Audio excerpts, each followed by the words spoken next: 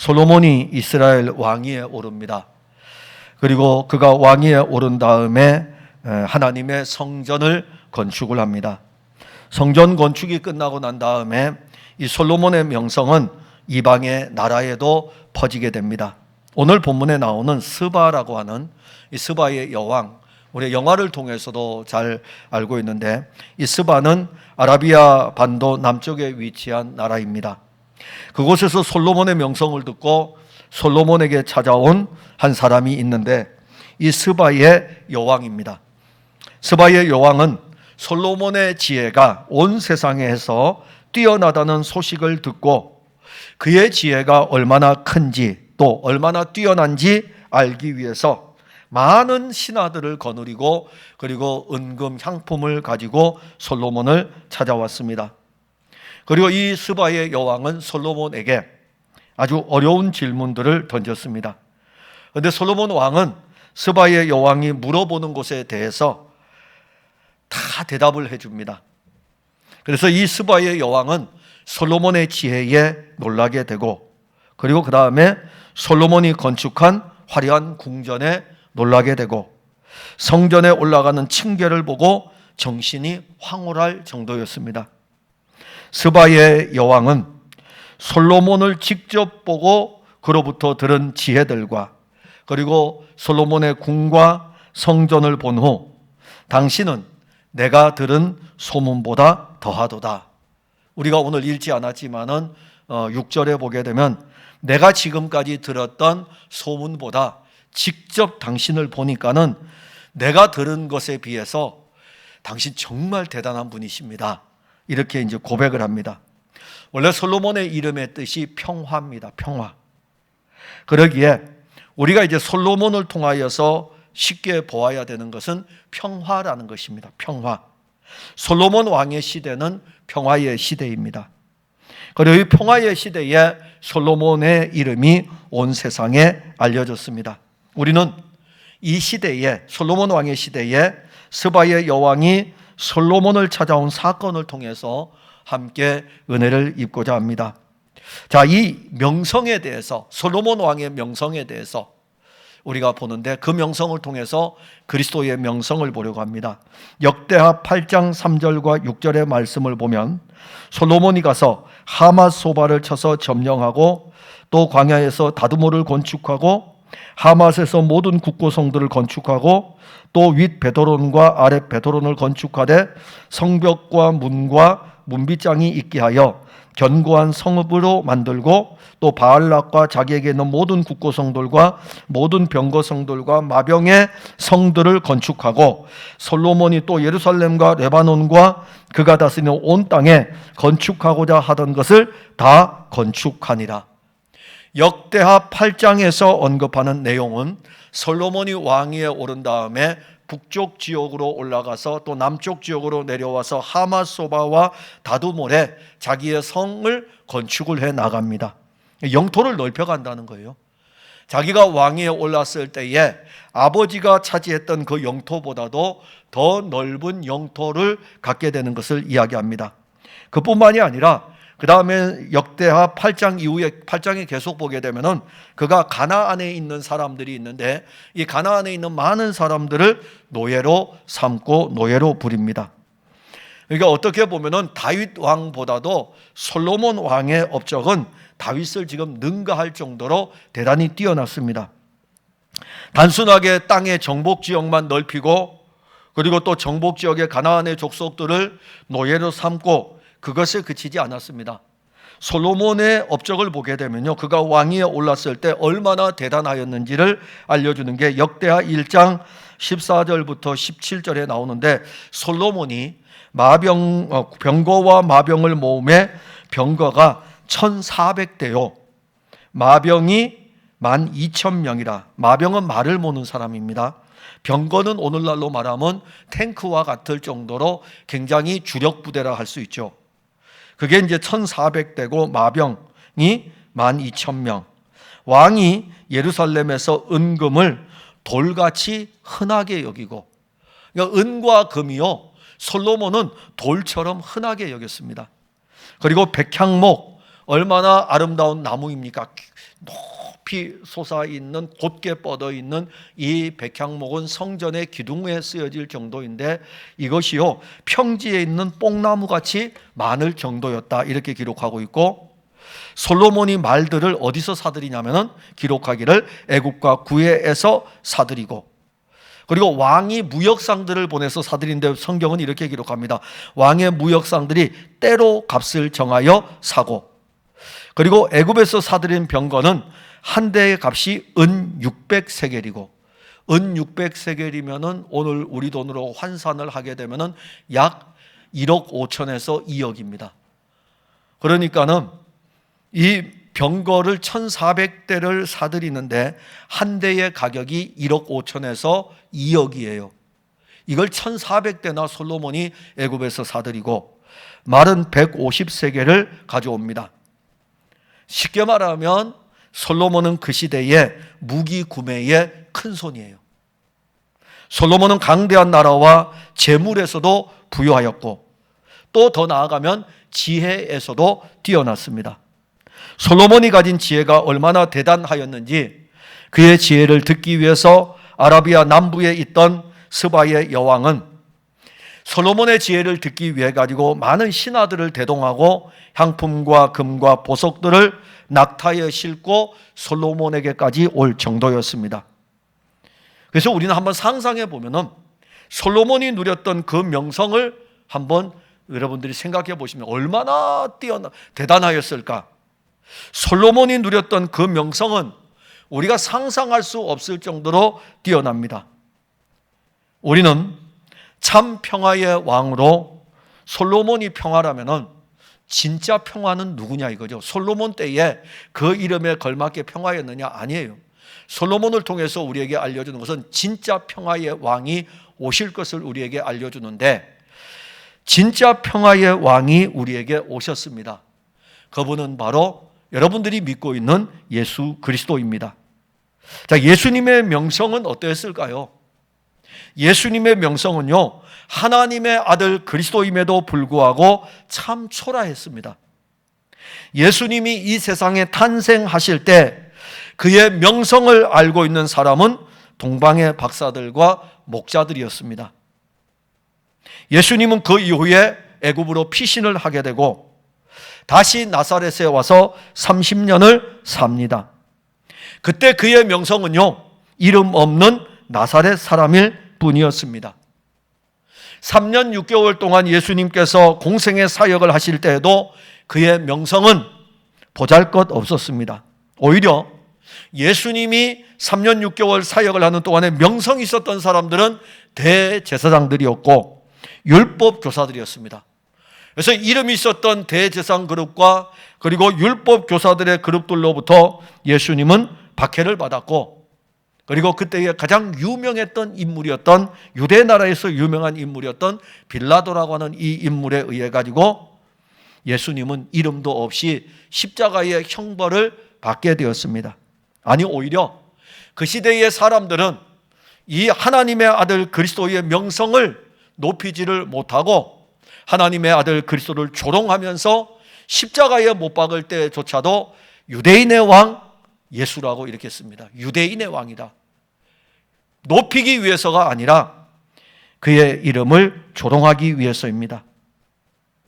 예수님의 명성은 사람들에 의해서 높여진 적이 없습니다. 예수님의 이름은 사람들에 의해서 불려진 뛰어난 이름이 아니었습니다. 그러나 하나님께서는 이 예수님의 이름을 높이십니다. 하나님은 그의 독생하신 아들 그리스도를 죽음에서 사흘 만에 부활하게 하심으로 말미암아 이 예수의 이름을 높입니다. 부활하신 하나님의 아들 예수님을 하늘로 데리고 가심으로 말미암아 하나님은 이 예수의 이름을 높입니다. 빌립보서 2장 8절과 11절에 사람의 모양으로 나타나사 자기를 낮추시고 죽기까지 복종하셨으니 곧 십자가에 죽으심이라.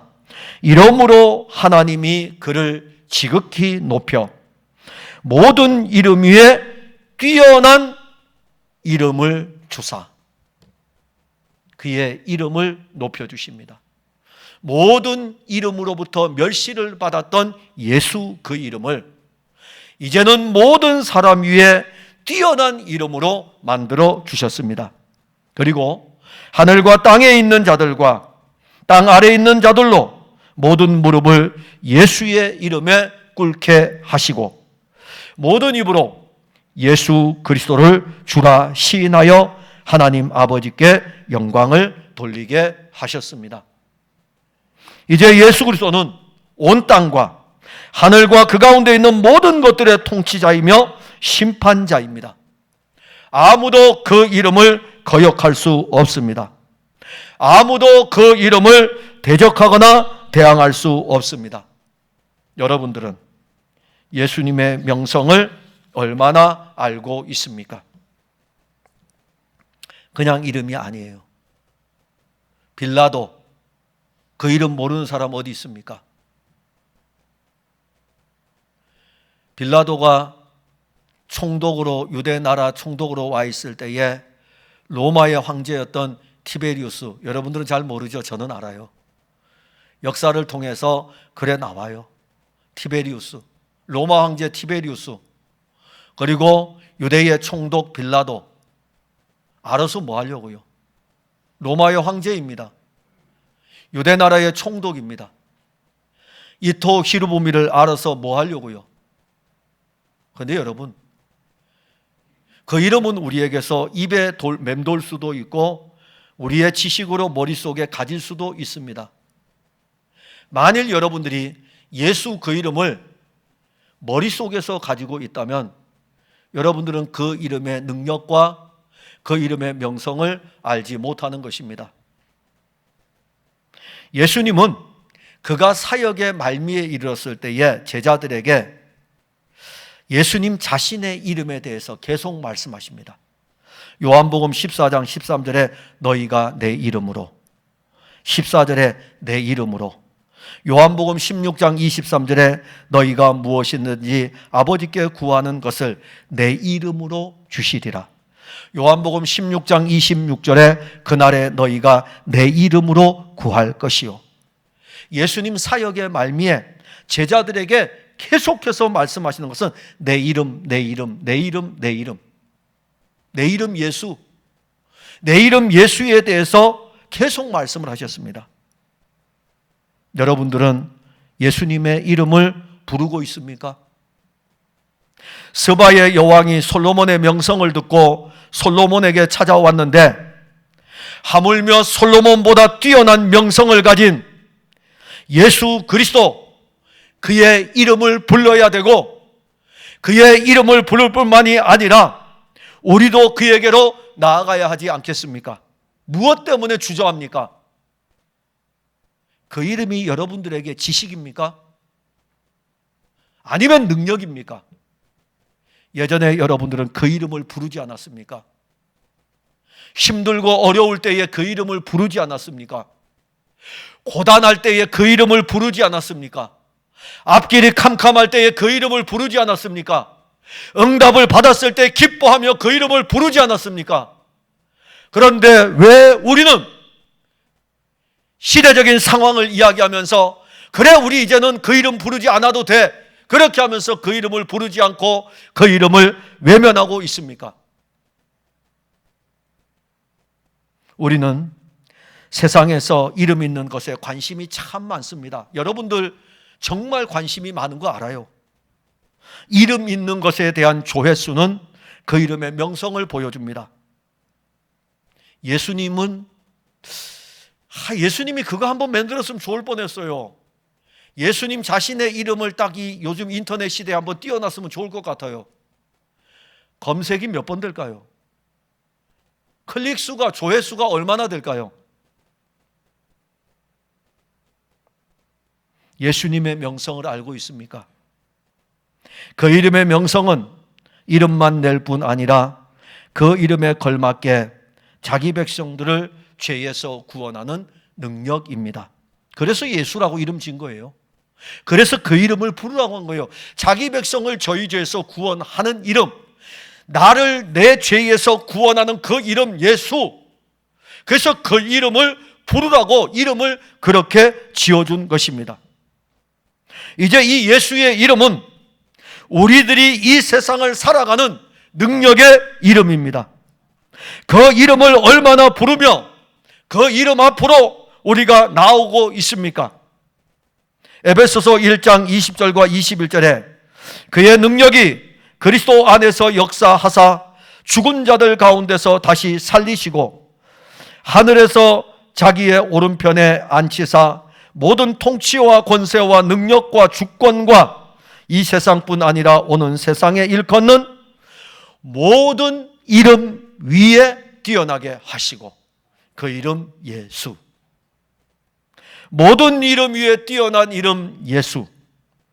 그 이름의 명성이 우리에게도 들려졌습니다. 여러분, 더 이상 지체하지 말고 스바의 여왕처럼 주 예수께로 나아가 그의 이름을 한번 불러보시기를 바랍니다.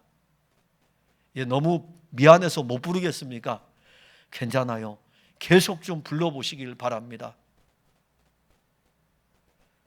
우리 한번 그거 할까요? 일주일 동안 집에서 예를 들어 가지고 저도 애들이 3명이잖아요. 그러면 이 방송에 나가는데 성경이, 기영이, 하람이, 성경아, 기영아, 하람아 이렇게 집에서 부르잖아요. 그 이름보다 한번 더 많이 예수 이름 한번 불러볼까요? 집에서 한번. 그래서 한번 다음 주에 왔을 때는 기도하면서 이렇게 하세요. 주님, 한 주간 동안 예수 이름 더 많이 불렀습니다. 그렇게 한번 해보면 어떨까요? 그 여러분들이 알아서 하셔요. 우리 입에서 예수 이름이 많이 불려져야 됩니다. 그리고 우리가 또 하나 보는 것은 예수의 이름에 걸맞는 영적 황홀을 아십니까? 단순하게 그 이름이 아니에요. 그 이름을 부르면서 그를 볼 때에 누리게 될 영적인 황홀. 4절에 보게 되면은 그의 상의 음식물과 그의 신하들의 좌석과 그리고 그의 신하들의 도열한 것과 그들의 공복과 술관원들과 그들의 공복과 여호와의 전에 올라가는 층계를 보고 정신이 황홀하여, 여기 황홀하다라는 이 의미는 두렵고 떨림으로 간담이 녹아내리고 정신을 잃어버릴 정도로 이 놀라운 광경을 볼 때에 황홀했다, 스바의 여왕이 황홀했다라는 이 말은 두렵고 떨리는 거예요. 웅장한 이 모습 앞에서 막 상에 차려진 음식들뿐만이 아니라 거기에 도열해 있는 신하들, 그 신하들을 수종드는 공복들, 막 이걸 보니까는요, 막 정신이 혼미할 뿐만이 아니라 두렵고 떨릴 정도로 간담이 녹아내립니다. 거기에다가 이 왕궁에서 성전으로 올라가는 층계를 딱 바라보는데 이거는 이제 완전히 세상 말로 하면은 맛이 갈 정도였어요. 너무너무 놀란 것입니다. 스바의 여왕이 바로 그러한데, 오늘 우리가 솔로몬 왕의 이 상의 음식물이라 4절에 그랬는데 얼마나 음식물이 많은지 아십니까? 왕의 상에 하루에 올라가는 음식이요, 밀가루가 30고루입니다. 30고루인데 1고루가 220리터예요. 220리터. 그러니까 6,600리터가 되죠. 한 고루가 220리터니까는. 이거를 우리가 밀가루 포대로 환산하면은 한 300포대 돼요. 그러니까 하루에 왕의 상에 올라갈 때에 이 음식물이 330포대 정도가 될 정도로 그렇게 330포대의 밀가루, 우리로 하면 쌀의 문화니까 20kg짜리 330포를 가지고 밥을 짓는 겁니다. 상에 올라가는 음식이. 그리고 국이 60고루. 60고루인데 이 60고루는 13,200리터예요. 자, 그러면은 우리가 보통 보면은 물탱크가 좀 큰 게 1톤이거든요. 이 1톤짜리 물탱크가 13개가 있어야 돼요. 국이 그만큼이라 이겁니다. 국이. 말할 수 없잖아요.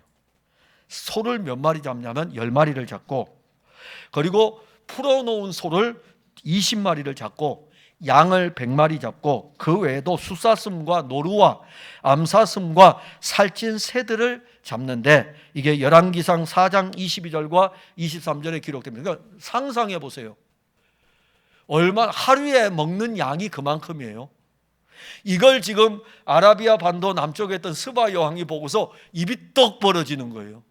거기에 도열에 있는 그 음식을 먹기 위해서 도열에 있는 신하들을 보고 입이 떡 벌어지고요. 그 옆에서 수종 들고 있는 공복들을 볼 때에, 나라에서 채용한 이 사람들을 볼 때에 그 수가 또 어마어마하니까 정말 놀랄 정도입니다.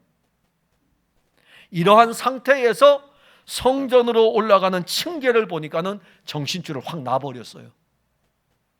그 정도로 엄청났다는 것입니다. 스바의 여왕은 왕궁에서 일어나는 엄청난 장면을 목격한 후에 왕궁에서 성전으로 올라가는 층계를 보았어요. 막 정신을 잃습니다. 한 번도 이런 광경을 목격한 적이 없거든요. 그러게 솔로몬의 궁에서 펼쳐지는 향연은 상상을 초월하는 향연입니다. 우리는 평화의 왕이신 예수 그리스도의 상이 얼마나 풍성한지 아십니까? 저는 그거 여러분들에게 물어보고 싶어요. 주께서 원수의 목전에서 내게 상을 차려주시고, 다윗의 고백이죠. 주 예수께서 사탄 앞에서 여러분들에게 상을 차려주셨는데 그 상이 어떤 상인지 아십니까 혹시? 오늘도 여러분들에게 차려주셨어요. 그 상의 풍성함을 여러분들은 아십니까? 그런데 참 이 상은 여러분들이 세상의 눈으로 볼 때는 초라한 상입니다. 그러나 이 상의 풍성은 육신으로는 볼 수 없는 엄청난 풍성입니다. 예수님께서 벳세다 들녘에서 베푸신 상을 여러분들 생각해 보시길 바랍니다. 남자만 5천 명이 모였어요. 여자들과 아이들도 있습니다. 엄청나게 많은 수예요. 예수님 그 모든 사람들에게 상을 베풀어 주셨습니다. 상을 차려 주셨어요. 그냥 여러분들 이 설교 들으면 에이 벳세다 들녘의 그 상, 그래서 우리는 늘 육신의 상을 자꾸 보는 거예요. 그 상 한번 생각해 보세요. 얼마나 많은 이 풍성한 상입니까? 그런데 이 상의 음식은 보리떡 5개와 물고기 2마리 뿐이었습니다. 그런데요, 이 보리떡 5개와 물고기 2마리 가지고 이 상을 베풀었는데, 상을 차려주었는데, 이 상은요, 이 상차림은 먹으면 먹을수록 넘치는 상이었습니다. 아니 보리떡 5개와 물고기 2마리 먹으면 없어지는 상이어야 되는데 먹으면 먹을수록 넘치는 상이었습니다. 먹어서 없어지는 육신의 상과는 비교할 수 없는 그 상이 예수님에 의해서 벳세다 들녘에 차려졌는데, 다 먹고 나서 거두고 나니까 보리떡 5개와 물고기 2마리가 아니라 12광줄이었습니다. 아니 5천 명이나 먹었으면 없어져야 되죠. 그런데 어떻게 먹고도 거두고 나니까는 12광주리가 될 정도로 더 많습니까? 이게 바로 예수님이 차려주는 상입니다. 그런데 벳세다 들녘에서 베풀어진 그 상은 단순한 육신의 생명의 그 빵이나 떡이 아니고 영원한 생명의 떡이었습니다. 솔로몬이 차린 상은 매일마다 먹고 없어지는 상이었다면 예수님이 차려준 그 상은 영원한 상이었고 없어지지 아니하는 상입니다. 예수님이 차린 그 식탁의 풍성함은 영원할 뿐만이 아니라 보리떡 5개와 물고기 2마리를 뛰어넘는 생명의 상차림이었습니다. 그 식탁에 차려진 음식을 먹는 사람은 영원한 생명을 얻을 것입니다. 솔로몬이 차린 상의 음식을 먹는 사람은 육신의 목숨을 유지하지만은 예수님이 차려준 그 상의 음식을 먹는 사람은 영원한 생명을 얻을 것입니다. 시편 23편 5절에 주께서 내 원수의 목전에서 내게 상을 차려주시고, 다윗은 자기에게 차려줄 그 상을 보았습니다. 여호와께서 차려줄 그 상을 다윗은 믿음으로 받았습니다. 오늘도 여러분들은 여러분들에게 이 상을 차려주시는 예수님의 상차림을 믿음으로 받으시는 것입니다. 이제 우리는 스바의 여왕과 비교할 수 없는 풍성한 상차림을 다 받았어요. 저도 설교를 준비하면서 이 상 지금 다 받았어요. 원래 6절까지 뒤에 설교 다 하려고 그랬어요. 설교 다 하려고 그랬는데 못했던 것은 이것 때문이었어요. 이 상차림 때문이었어요. 이 상에 있는 음식 때문에 설교가 길어졌던 것입니다. 예수님이 십자가에 달리실 것을 아시고 제자들과 마지막 저녁 식사를 합니다. 벳세다 들녘에도 식사를 했고 성경에는 예수님이 식사를 같이 하는 장면이 2번 언급이 됩니다. 물론 칠병이어도 있습니다. 그러나 2번, 3번만이 아니라 늘 식사를 같이 했어요. 육신을 입었기 때문에 성경은 2번을 딱 이렇게 언급할 때, 아니 3번을 언급하든지 이 언급할 때 그 안에 오병이어를 통한 생명의 떡을 이야기하고 있고 최후의 만찬에서 또 한 번 제자들과 상을 차립니다. 그때 예수님이 차린 상, 예수님이 식탁을 차리고 그 식탁 위에 둔 그 상의 음식물은 뭐였을까요? 떡과 포도주였습니다. 참 하찮은 상이잖아요. 안 그렇습니까? 오늘날로 말하면은요, 밥 한 그릇하고 김치 하나예요. 저는 아침에 음식을 잘 안 먹습니다. 근데 주일날만 꼭 먹어요. 주일날만 꼭 먹는데 다른 음식 제가 제 아내 보고 하지 말라 그랬어요. 잘 안 먹기 때문에. 그래서 아침이 되면은 누룽지를 끓여서 제 아내가 주면 딱 김치 한 조각 놓습니다. 그래서 밥 하나 놓고 누룽지 하나 놓고 그 다음에 김치 한 조각, 김치 딱 놓고 그리고 그 2개만 먹어요. 오늘 그거 먹고 왔어요. 아주 초라한 식탁이죠. 초라한 식탁입니다. 그런데 초라한 식탁이지만 주일 아침에 제가 먹을 수 있는 가장 풍성한 식탁이에요. 그런데 예수님이 만왕의 왕이신 그분이 그래 식탁을 차렸는데 떡과 포도주를 탁 놨어요. 하찮지 않습니까? 보잘것없지 않습니까? 만일 우리가 육체의 눈으로 본다면 예수님의 마지막 만찬은 차려진 것이 별로 없는 떡과 포도주일 뿐입니다. 그러나 예수님은 마지막 만찬을, 이 예수님의 마지막 만찬을 성령의 은혜로 보면 그 만찬은 우리 인생의 최고의 만찬입니다. 그의 영으로 보게 되면 이보다 더한 만찬은 없습니다. 오죽하면 그림을 그린 중세의 화가들 뭐라고 표현하죠? 최후의 만찬. 무슨 만찬은 무슨 만찬이에요. 떡과 포도주밖에 없는데. 그런데 그들은 영의 눈으로 본 거예요. 떡과 포도주밖에 없지만 만찬이에요.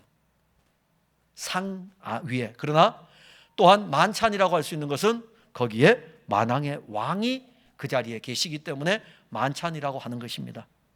마태복음 26장 26절에 그들이 먹을 때에 예수께서 떡을 가지사 축복하시고 떼어 제자들에게 주시며 이르시되 받아서 먹으라.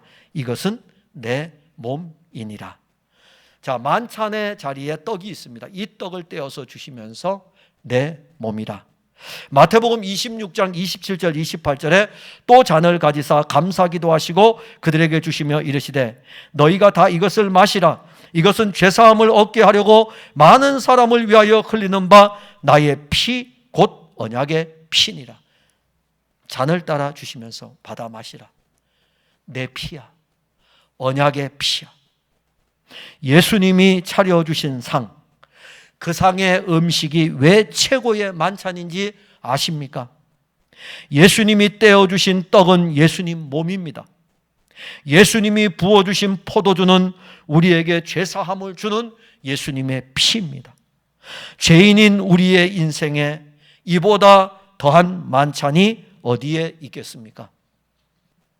요즘 방송은 먹방 시대죠. 여기저기 틀면 먹는 것만 다 나와요. 그래서 배고픈 시간에 틀면은요, 뭐 먹고 싶어요. 예, 너도 나도 음식합니다. 저는 옛날부터 음식을 했었는데, 요즘은 남자들이 음식하는 사람들이 너무 많아서 하도 먹방이 나오기 때문에 먹는 방송 계속 나옵니다. 각양의 음식들이 선보이죠. 우리가 보지 못했던 음식들, 그 음식들의 맛, 음식들의 아름다움, 얼마나 그것을 우리를 유혹하는지 모릅니다. 그리고 그 음식을 먹는 사람들 참 표정이 행복합니다. 그것뿐이 아니에요. 먹방을 찾아다닌 사람들이 또 방송에 올려가지고 맛집을 찾기 위해서 다닙니다. 이제는 끼니를 때우는 시대가 아닙니다. 더 맛있는 음식, 더 좋은 분위기가 있는 곳을 찾는 시대입니다. 여러분들 인생의 최고의 맛집은 어디입니까? 여러분들 인생의 최고의 맛집은 어디입니까? 예수 그리스도의 몸인 교회는 죄인들에게 최고의 맛집입니다. 아멘. 아무도 안 하시네요. 여전히 여러분들은 세상 먹방에 관심 있는 거예요. 아니 어찌 우리가 예수님이 최고의 맛집이 아닙니까? 교회가 최고의 맛집이에요. 교회에서 요리되어서 나오는 음식인 예수 그리스도가 최고의 맛입니다. 여러분들의 삶의 최고의 상차림은 어떤 것입니까? 최고의 맛집인 교회에서 차려지는 최고의 음식은 예수 그리스도입니다. 예수 그리스도의 몸과 그의 피는 최고의 음식입니다. 왜 예수 그리스도가 최고의 음식인지 아십니까? 예수님 음식만이, 예수님이 차려주시는 그 음식만이 우리에게 생명을 주는 떡이기 때문에 그러합니다. 세상의 음식은 우리의 목숨, 우리의 신체를 강건하게 한다면 예수님이 우리에게 주시는 그 생명의 떡은 우리의 영혼을 살찌게 하고 우리의 영원한 생명을 책임지시는 떡이기 때문에 그러합니다. 요한복음 6장 33절에 하나님의 떡은 하늘에서 내려 세상에 생명을 주는 것이니라. 예수님은 생명의 떡으로 누구든지 예수님에게로 와서 이 떡을 먹으면 영원히 배고프지 않을 것이라고 말씀하였습니다. 요한복음 6장 35절에 예수께서 이르시되 나는 생명의 떡이니 내게 오는 자는 결코 줄이지 아니할 터이요 나를 믿는 자는 영원히 목마르지 아니하리라. 생명의 떡, 이 떡은 하늘에서 내려온 살아있는 떡입니다. 예수님은 진실로 진실로 너희에게 이르노니 인자의 살을 먹지 아니하고 인자의 피를 마시지 아니하면 너희 속에 생명이 없느니라. 우리는 생명의 떡 예수, 영원한 생명의 물 예수 먹고 마시고 있습니다. 그 은혜를 힘입어 이보다 더 황홀한 영적 은혜의 층계로 올라가야 합니다. 그래서 이 스바의 여왕은 차려진 상을 보고 와 하고 있는데 보고서 먹고 난 다음에 딱 바라보니까는 층계를 바라보니까요 와 하고 있다가 바라보는 순간 그냥 넘어가 버려요. 왜 그럴까요?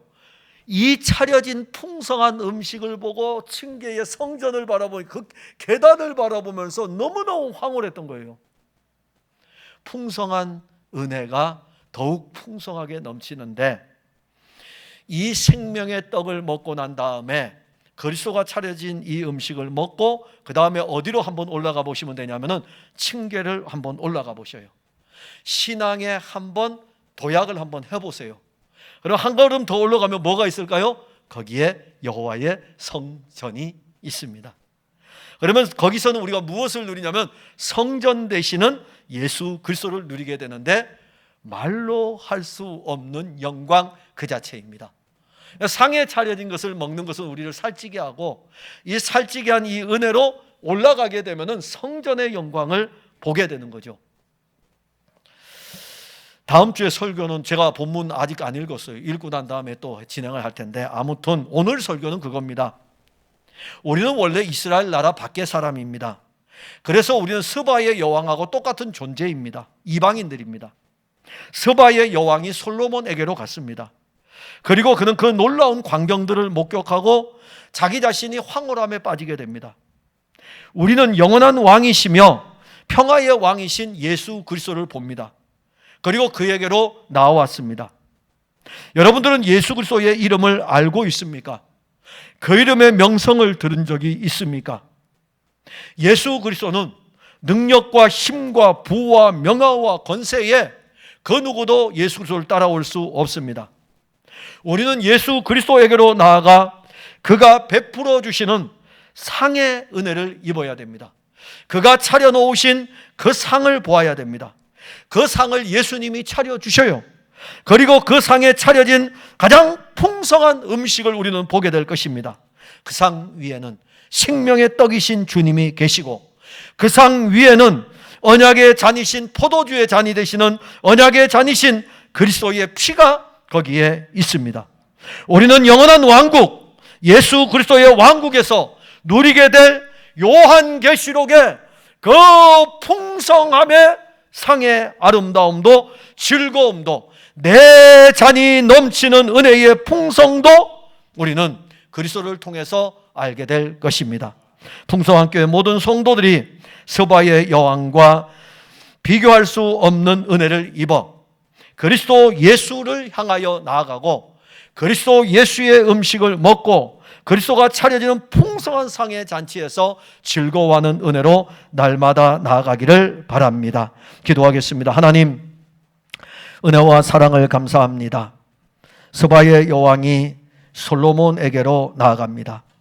그의 지혜를 듣고 그에게 있는 모든 군사들, 상차림, 그리고 성전으로 올라가는 층계를 보고 황홀합니다. 속에서 일어나고 있는 두려움과 떨림과 그리고 말로 할 수 없는 그 감격스러운 모습들을 보며 쓰러질 정도입니다. 솔로몬의 명성이 그렇게 뛰어났습니다. 예수 그리스도의 명성은 어떠합니까? 우리들에게 예수 그리스도의 이름은 어떠합니까? 하늘과 땅의 모든 권세, 능력, 부귀와 명예, 모든 것을 가지신 주 예수 그리스도, 우리는 그 이름을 부르고 있습니까? 우리는 그 이름을 부르고 그 이름의 영광을 돌리고 있습니까? 그가 우리에게 차려주신 상을 보니 거기에는 그리스도의 몸이 있고 거기에는 그리스도의 피가 있습니다. 육의 눈으로 교회를 보면, 육의 눈으로 예수를 보면 보잘것없이 보이나 저들이 성령을 받았으니 그 신령한 은혜로 그리스도의 상차림을 보고 생명의 떡이신, 그리고 죄사함을 얻게 하는 그 피의 은혜를 먹고 마신 그 즐거움을 성도들이 알게 하여 그 이름을 항상 부르게 하시고, 그리스도를 먹고 마심으로 말미암아 저들이 영적으로 날마다 강건하여 가도록 도와주시옵소서. 예수님 이름으로 기도하옵나이다. 아멘.